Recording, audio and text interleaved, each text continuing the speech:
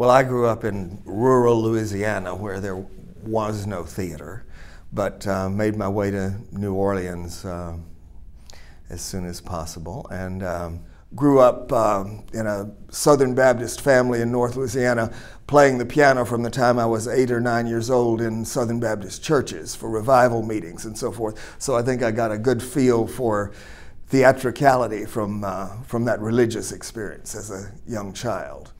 I was first on stage in college theater. I actually played the Robert Redford role, thank you, in Barefoot in the Park in college. Got not a single laugh. It was Neil Simon, and I still didn't get a single laugh. So I was a terrible actor. But I always had an obsessive and unhealthy interest in the theater that as a journalism and English major, I eventually sort of legitimized. And I worked early on in the professional theater, actually, at the old New Orleans Repertory Theater under Miss June Havoc as our artistic director. At the time, I was also a newspaper reporter, so she loved me because it was a connection to the press. For some 2.5 years, I worked as a two-bit vaudeville piano player on Bourbon Street at night, and I had my days free. And during that time, I worked with a number of New Orleans artists, arranging music and writing music for the theater. So I had that additional period of actual working, practical working in the theater. I'm very excited personally about new developments in the American musical. I think the chamber musical and you know, a new generation of musical theater writing coming along has got me very excited. I love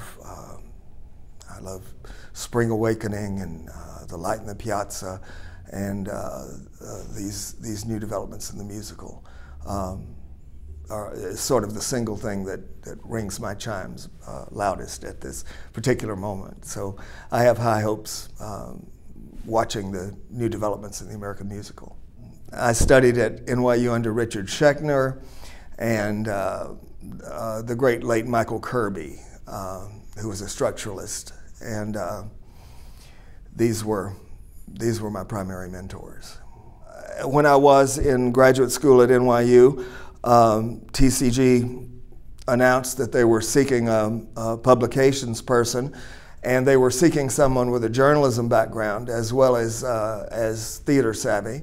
And as soon as I saw that job posted, I knew it had my name on it, and my only task was to convince the folks at TCG that I was the one. And I guess I did. I had friends that called me and said, I see a job with your name on it too. So I knew it.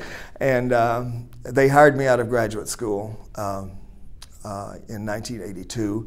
And by 1984, we debuted the New American Theater magazine. I enjoy, as a journalist and an editor,